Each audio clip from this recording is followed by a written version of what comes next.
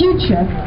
And indeed, since June 24th, like I believe all of you, I have felt at times terribly sad, desperately angry, bereaved, perhaps is a better term, bereaved of a possible future that we're losing for these children, but for us too, of a British Europe and a European Britain. And like all of you, I didn't want to get here, and I fought hard for it not to happen. Indeed, here in Oxford, with my students, but in connection with students from all around Europe, we tried to change the tone of the campaign, away from, you would be surprised from an academic like me, but away from dry analytics, and from you will lose 3,000 pounds and all this kind of stuff. We had a campaign called Britain Please Stay, and we had people registering little video clips saying, Britain please stay because I'm German and don't let me be alone with the French, or vice versa, or because, I love your Beatles and your green lawns. And it was a fun and humorous campaign. It was a campaign which tried to say, look guys, whatever the dysfunctionalities of the EU, and they are high, whatever we may like or not like about the EU, we are one family, and you don't leave the ship when there is a storm, when we are in trouble.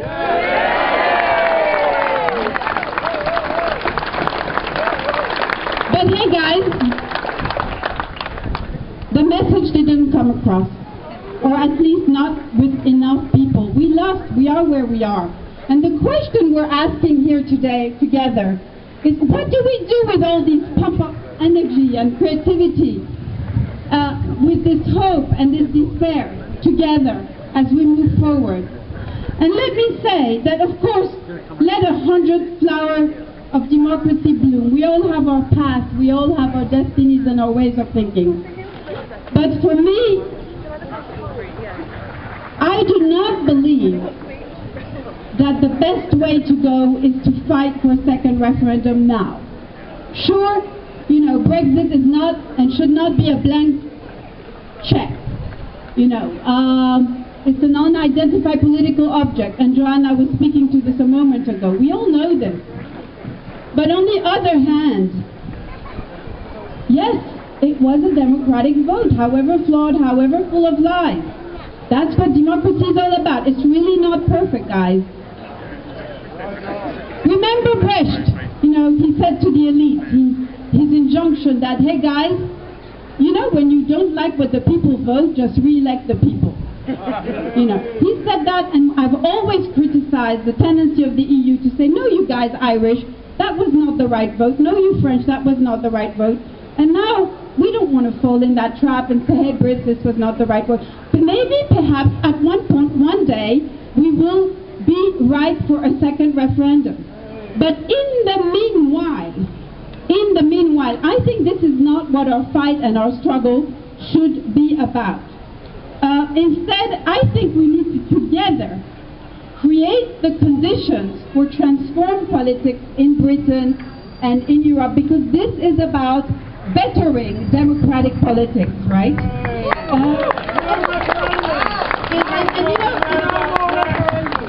It's hard because of the crisis of democratic politics in Britain and beyond.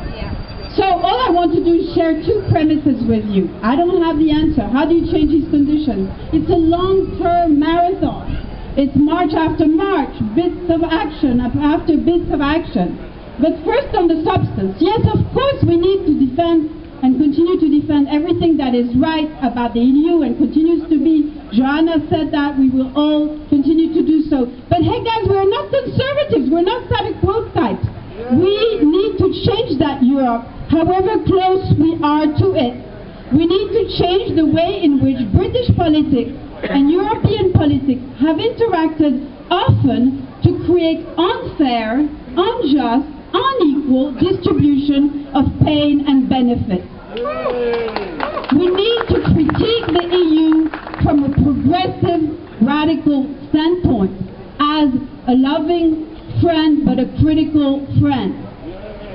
And these Brexit negotiations are what it's going to all be about.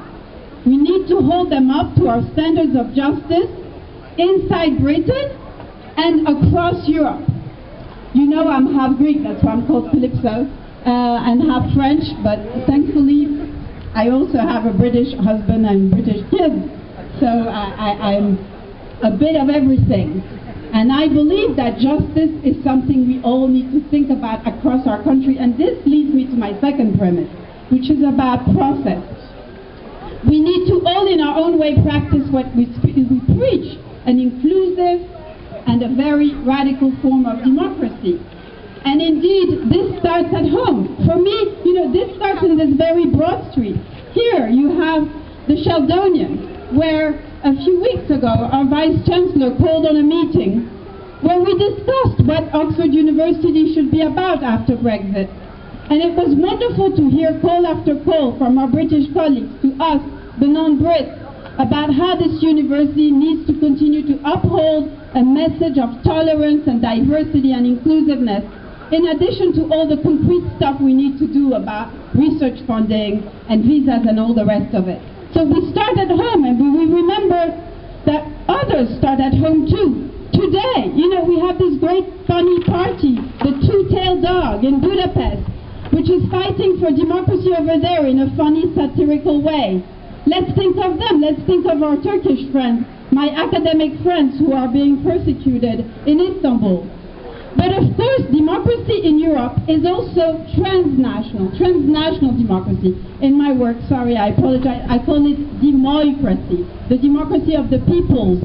Because democracy in Europe is not always about going to Brussels, asking Brussels to do this or not to do that. It's horizontal.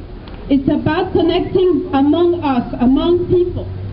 And it's about solidarity and understanding each other across Europe. And indeed, the problem, I think, in this referendum was that there was not enough interest, enthusiasm, curiosity about the voices of the non-Brits in this future of Britain, which also belongs to the rest of Europe.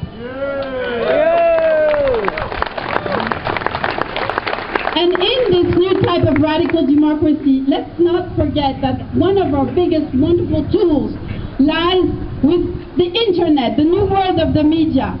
Concepts that the young among you and the students know best, of course. Distributed democracy, crowdsourcing. My friend Anthony Barnett here is crowdsourcing a book about democracy in Europe.